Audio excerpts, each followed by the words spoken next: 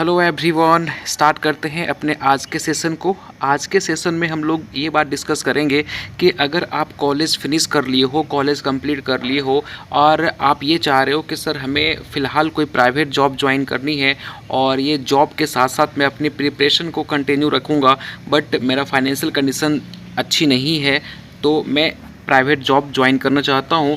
But मुझे समझ नहीं आ रहा कि ये प्राइवेट जॉब में सर्च कहाँ पे करूँ, आखिर क्या इनके क्राइटेरिया हैं सिलेक्शन का, कौन कौन से कंपनी में हम अप्लाई कर सकते हैं।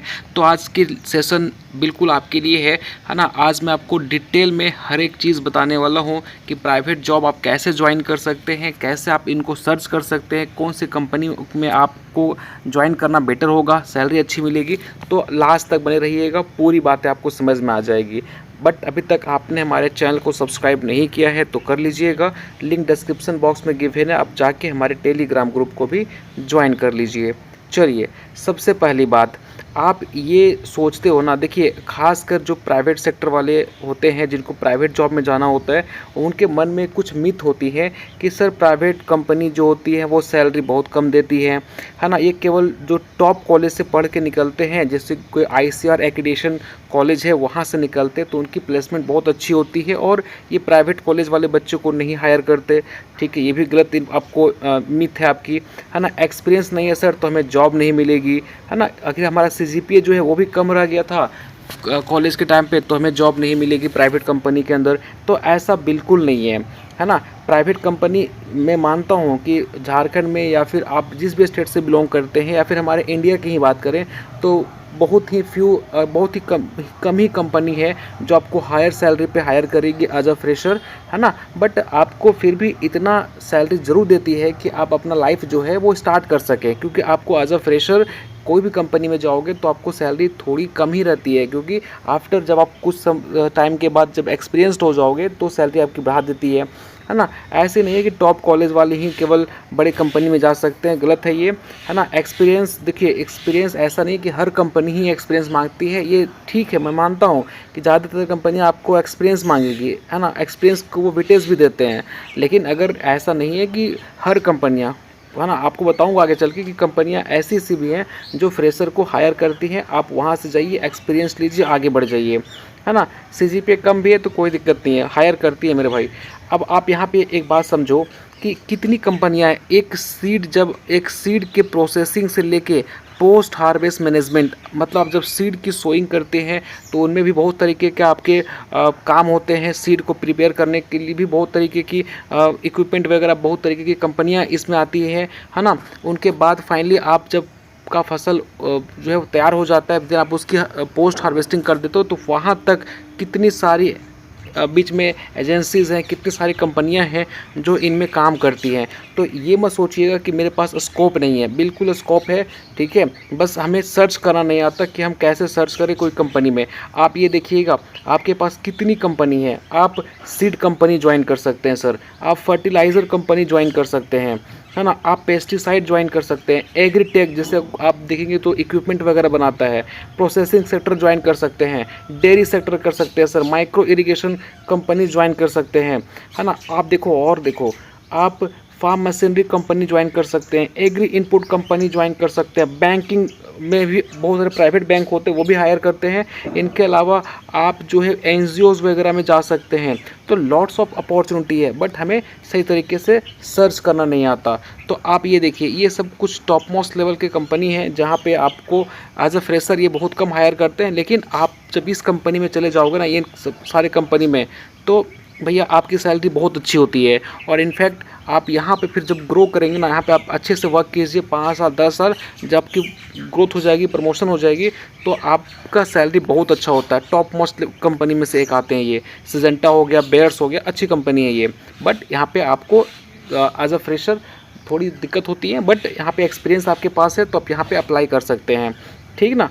तो ये कुछ इंपॉर्टेंट से कंपनी है जहाँ पे आपको जॉब मिल सकती है। इनके अलावा और भी कंपनी की लिस्ट आपको दिखा रहा हूँ, जैसे देहात वगैरह में कॉलेज से प्लेसमेंट होती है तो फ्रेशर वगैरह जो है वो इसमें जा सकते हैं, ठीक है। इनके अलावा आप धनुका में जा सकते हैं, आप BASF में जा सकते हैं अगर आप फ्रेशर हैं। UPL आपको हायर करती है, आपको ये गोदरेज एग्रोवेट जो है वो भी हायर करती है फ्रेशर को, ठीक है। इनके अलावा आप देखेंगे तो इफ़को में तो आपको पता ही है कि एक एग्ज़ाम होता है, आप एज अ फ्रेशर भी हैं बट आप यहाँ पे एक छोटा सा एग्ज़ाम होता है, आप एग्ज़ाम को निकाल के जा सकते हैं। बाकी ये कंपनियाँ अच्छी कंपनियाँ हैं बट थोड़ा सा आपको यहाँ पे एक्सपीरियंस ये रिक्वायर्ड करते हैं, भैया एक्सपीरियंस थोड़ा सा लेकर आइए, हाँ आपको हायर कर लेंगे। और एक बार इन कंपनी में चले गए, अगर आपका टारगेट ही है कि हमें प्राइवेट सेक्टर में ग्रो करना है तो आप यार एक काम कीजिए, कोई सा भी कंपनी जो आपको मिल रही है, आप कॉलेज में हैं, आपको कम प्लेसमेंट, अभी देखिए अभी आपको पैसे नहीं देखने, अगर आप कॉलेज में हैं आपका प्लेसमेंट हो रहा है तो अभी स्टार्टिंग 1 साल तो आप पैसों को मत देखो कि पैसा सैलरी कम है, क्योंकि होती है। आप जब एक बार ज्वाइन कर लेंगे कम ही सैलरी पे सही, लेकिन आप वहाँ पे ये सिर्फ एक्सपीरियंस के लिए ज्वाइन करो, एक्सपीरियंस ले लोगे 1 साल 2 साल के बाद आप जब कोई और कंपनी ज्वाइन करोगे ना, सैलरी ऑटोमेटिक बढ़ जाएगी। और आफ्टर कुछ सालों के बाद आप टारगेट रखो ऐसे कंपनियाँ की जो मल्टीनेशनल कंपनी होती है, जो अच्छे लेवल की कंपनी होती है, आप उनको टारगेट रखो कि वहाँ तक जाने के लिए हमें क्या क्या रिक्वायर्ड है, आप उसको फुलफिल करते रहो। आप एक बार इस कंपनी में चले गए देन आपका लाइफ सेट हो गया, आपको फिर कहीं और मूव करने की ज़रूरत नहीं पड़ेगी, ठीक है। तो आप टारगेट इन कंपनियों को रखो। चलिए इसके अलावा हम बात करते हैं कि आप अगर प्राइवेट कंपनी ज्वाइन करते हैं तो आपको क्या क्या जॉब रोल मिलता है। जैसे आपको एग्रीकल्चर ऑफिसर, अब ये प्राइवेट का अलग होता है और गवर्नमेंट का अलग सेक्टर होता है। सेल्स ऑफिसर मिलेगा आपको, टेरिटरी सेल्स ऑफिसर मिलता है, फील्ड ऑफिसर मिलता है, technical officer, agronomist, crop adviser, ठीक है। इनके अलावा रिसर्च असिस्टेंट है ना, production executive, quality control executive और लॉट्स ऑफ पोस्ट होते हैं जहाँ पे आपको ये जॉब मिलती हैं। कई बार आपको मैनेजर का भी पोस्ट मिलता है ना कंपनी के अंदर, बट आपको कंपनी का जो ट्रस्ट है वो जीतना पड़ेगा। और मैं इसलिए बताता हूँ कि अगर आपका बैकग्राउंड उतना अच्छा नहीं रहा, आपने आप जो है एग्रीकल्चर, आप आपको लगता है कि सर हमें गवर्नमेंट जॉब हमसे नहीं हो पाएगा तो हमें प्राइवेट सेक्टर में ही मूव करनी है और उसमें ही ग्रो करनी है, तो भैया आप सिंपल सी बात है, मेरी बात आप ध्यान से सुनिए, कोई भी कंपनी को आप ज्वाइन कर लीजिए अभी इनिशियल फेज़ में, देन आप वहाँ से एक्सपीरियंस लेके आगे बढ़ते चले जाइए। ये this is the best way. ऐसा नहीं कि आप इस कंपनी को ज्वाइन किए 2 महीना का अगर आपके पास एक्सपीरियंस है तो कोई वैलिड नहीं है, 2 महीना का एक्सपीरियंस कोई मानता नहीं है ना। आप कोई कंपनी को ज्वाइन कीजिए, स्टार्टिंग में मानता हूँ स्ट्रगल होती है, स्टार्टिंग में आपको दिक्कत लगेगा कि नहीं यार मतलब बहुत हैक्टिक है, लेकिन वही हैक्टिक आप अगर सहन कर लेंगे ना तो वही आपको आगे लेके जाएगा। तो आप ये, अगर आपका प्राइवेट सेक्टर में ही जाना है तो अभी स्टार्टिंग आपको अभी जो भी कंपनी मिल रही है ज्वाइन कर लीजिए एक्सपीरियंस पर्पज़ के लिए। आपको सिर्फ एक्सपीरियंस चाहिए अभी, पैसे में देखिए अभी, ठीक ना। अब देखो अगर आप एज अ फ्रेशर हायर करते तो हो सकता है कोई कंपनी में इससे कम भी देती है ना, बट आप जो है, अब देखिए आपको बताऊं मैं, आपको जान के आश्चर्य होगा कि जब मैंने जो कॉलेज क्वालिफाई किया था, कॉलेज से जब मेरे पास हुआ था तो मेरा जो प्लेसमेंट हुआ था ना, यकीन नहीं करोगे ओनली 8,000 में हुआ था। बट स्टिल मैंने यहाँ पे वर्क नहीं किया क्योंकि पैरेलली मैंने एक और कंपनी में इंटरव्यू दिया था, वहाँ पे मेरी सैलरी अच्छी थी तो वहाँ मैंने काम किया और 1 साल का मैंने एक्सपीरियंस लेके वहाँ से फिर मैंने क्विट कर दिया। जस्ट मैंने ज्वाइन किया था एक्सपीरियंस पर्पज़ के लिए। तो आपसे जो 8,000 है ना, मैंने क्योंकि देखिए अगर मेरे पास ये सेकंड बैकअप नहीं होता तो मैं इसको ज्वाइन कर लेता, क्योंकि उस टाइम मेरा पैसा नहीं, मेरे को एक्सपीरियंस चाहिए था, ठीक है। अगर आपको NGOs वगैरह भी मिल रहे हैं तो वहाँ भी ज्वाइन कर सकते हो, उनकी भी एक्सपीरियंस होती है वो वैलिड होती है। बट ट्राई करना कि आप एग्रीकल्चर में ही जो है अपना एक्सपीरियंस लो। ऐसा नहीं कि आप एग्रीकल्चर से हैं और आप जाके कोई मोटर कंपनी में काम कर रहे हैं, नहीं, आप एग्रीकल्चर सेक्टर से जुड़ा हुआ ही कंपनी ज्वाइन कीजिएगा, ठीक है ना। फ्रेशर हैं तो 20,000 to 35,000 पर मंथ मिल सकती है। अगर एक्सपीरियंस आ जाएगा तो आपका 60,000 तक जा सकता है। बाकी आपके स्किल पे डिपेंड करता है। अगर आपका स्किल बहुत अच्छा है, आप बहुत अच्छा मतलब बहुत शार्प माइंडेड इंसान हो तो आपका सैलरी आगे बहुत मतलब सोच रहे हो कि 60,000 प्लस जा सकता है। मतलब आप उसके बाद आपकी कैपेसिटी पे डिपेंड करता है मेरे भाई, ठीक है। आपको बताता हूँ एक इवेंट, एक मेरा दोस्त था, ठीक है, वो RRB SO उनका टारगेट था कि भैया हमें RRB SO ही ज्वाइन करनी है, आगे चल के इसी की तैयारी करनी है, ठीक है। आप लोग बोलते हो ना, ये RRB SO में क्या होता है ना कि आपको 2 साल का एक्सपीरियंस रिक्वायर्ड होता है। ये 2 साल का एक्सपीरियंस आपका एग्रीकल्चर सेक्टर में ही होना चाहिए और वैलिड होना चाहिए। ऐसा नहीं कि आप कहीं से उस एक्सपीरियंस सर्टिफिकेट खरीद लिए, ये बहुत अच्छे तरीके से चेक करते हैं एक्सपीरियंस सर्टिफिकेट को। तो ये इन्होंने किसान कॉल सेंटर ज्वाइन किया था वो, है ना, किसान कॉल सेंटर ज्वाइन किया था और वहाँ पे वो जॉब करता था और जब टाइम मिलता था तो वो पढ़ता रहता था, ठीक है। स्टिल वो फाइट किया इस एग्ज़ाम को। आफ्टर 2 साल इन्होंने यहाँ पे तैयारी करी अच्छी तरीके से, एक्सपीरियंस भी इसका 2 साल का हो गया और फिर वो फाइट किया इस एग्ज़ाम को और दिन वो क्वालिफाई कर गया। आज उसकी सैलरी 85,000 है, ठीक है। तो ऐसे आप ग्रो कर सकते हैं, आपके पास विज़न बड़ा होना चाहिए, ठीक है। चलिए अब देखते हैं कि आपका ऐसा नहीं, देखो आपको पैरेलली किस पे काम करनी है।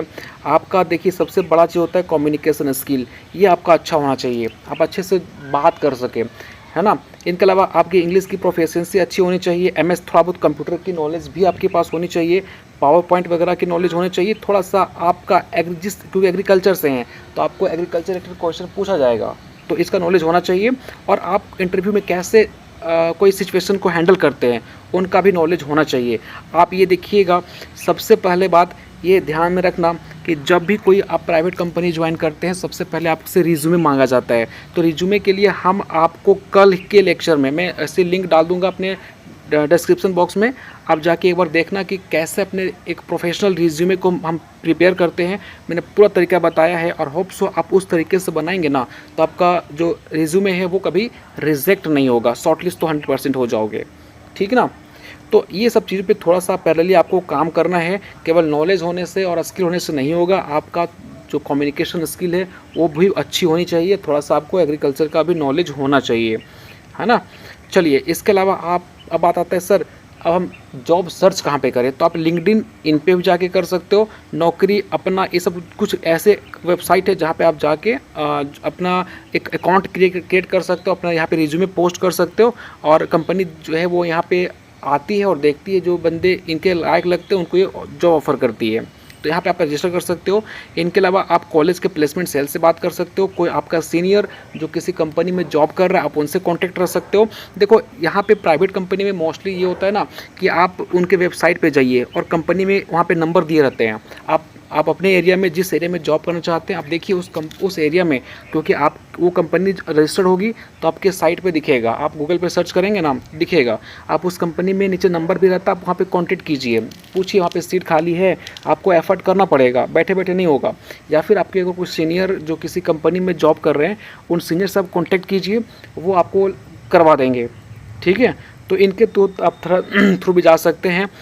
चलिए अब हम बात करें तो इंटरव्यू के लिए जब भी आप ध्यान से सुनिए मेरा एक, अब मैं आपको बता रहा हूँ स्ट्रैटेजी जो कि आपको फॉलो करनी है कि जब भी कोई कंपनी में आप जब इंटरव्यू के लिए जाते हो तो सबसे पहली बात उस कंपनी का आप A to Z चीज़ जान लीजिएगा। A to Z उनकी वेबसाइट पे अवेलेबल होता है, वो कंपनी कहाँ है, क्या काम करती है, उनका ऑब्जेक्टिव क्या है कंपनी का, तो ये सब चीज़ें आपसे पूछी जाती हैं। आप एक कंपनी को क्यों ज्वाइन करना चाहते हैं, अपनी कंपनी में क्या अच्छा देखा, तो सारा चीज़ जो है वो आप एक बार अच्छे से देख लीजिएगा कंपनी के बारे में। इनके अलावा आप जो ड्रेस पहन के जाएंगे जाहिर सी बात है कि आप प्रोफेशनल ड्रेस ही पहन के जाएंगे, है ना। आप अपना जो भी आपका सब्जेक्ट रहा है कॉलेज के अंदर, आप एग्रीकल्चर से किए हो तो थोड़ा बहुत आपका एग्रीकल्चर का नॉलेज होना चाहिए। ऐसा नहीं कि आपको कुछ भी नहीं पता है तो दिक्कत होगा, क्योंकि उनको रिक्वायर्ड होता है, तो ये आपको होना चाहिए। कम्युनिकेशन स्किल सबसे अच्छा, क्योंकि आप कितना भी नॉलेज आपके पास हो आपको बात करना ही नहीं आता है सामने वाले पर्सन से, आप वो क्या पूछ रहे हैं आप उनको मतलब आंसर करना ही नहीं आप जान रहे हो तो फिर दिक्कत होगा। तो कम्युनिकेशन स्किल, ये हमारे एक टीचर हमेशा बोला करते थे कि आप अननोन पर्सन से, मान के आप बस में जा रहे हो और आप के बगल में कोई इंसान बैठा हुआ है, आप उनसे बात कर रहे हो और उनको अपने बातों में इंगल्फ कर ले रहे हो, आप इंगेज कर ले पा रहे हो, मतलब आप उनसे मतलब फ्रीडम होकर बात कर ले रहे हो ना, तो समझना कि आपका कम्युनिकेशन स्किल सही है। और थोड़ा सा अभी से ही आप जिससे कोई चीज़ आप किसी को देते हैं या फिर कोई चीज़ आपको देता है तो थैंक यू, ये सब वेलकम वगैरह जो है वो अपने वर्ड में इंक्लूड करना स्टार्ट कीजिए। थोड़ा सा प्रोफेशनल तरीके से बात करना स्टार्ट कीजिए दोस्तों से, ऑटोमेटिक ये इम्प्रूव हो जाएगा। ये एक दिन का खेला नहीं है, ये लॉन्ग टर्म प्रोसेस होता है, ठीक है, ऑटोमेटिक हो जाएगा फ्रेंड। तो टिल देन आपको ये सब चीज़ें फॉलो करनी है। और मेरे को भी अगर कोई प्राइवेट कंपनी का, क्योंकि मेरे पास भी बहुत सारी कंपनी हमसे जुड़ी हुई है, तो कोई कंपनी में अगर नोटिफिकेशन आती है या फिर कोई कंपनी में अगर सीट खाली होता है तो मेरे को इन्फॉर्म किया जाता है, तो मैं भी आपको हेल्प कर दूंगा, ग्रुप के अंदर मैं पोस्ट कर दूंगा उनके नोटिफिकेशन को, ठीक है। तो इसलिए आप हमारे टेलीग्राम ग्रुप को ज्वाइन कर लीजिएगा और थोड़ा बहुत आप पढ़ते रहिए एग्रीकल्चर को। और डेफिनेटली अगर आप चाहेंगे तो प्राइवेट कंपनी भी अच्छी सेक्टर होती है, बट आपका टारगेट होना चाहिए कि हमें एक लंबे मतलब लॉन्ग टर्म में अच्छी कंपनी में जानी है ना। आपको अगर जल्दी पहुंचना है तो भैया आपने बीएससी एग्रीकल्चर किया, उसके बाद आप एमबीए कर लो या फिर आप एबीएम कर लो, है ना, पहुंच जाओगे। क्योंकि ये वाली थोड़ा सा कंपनी ज़्यादा इंटरेस्ट दिखाती है कि मैंने एमबीए किया हुआ है या फिर मैंने एबीएम किया हुआ है, तो वो थोड़ा ज़्यादा अच्छा होता है प्राइवेट में अगर सेक्टर में ग्रो करना है तो। टिल देन ध्यान रखिए अपना, मन में कोई डाउट है तो हमारे कमेंट सेक्शन में पूछ सकते हैं। मिलते हैं नेक्स्ट सेशन में। Thank you so much.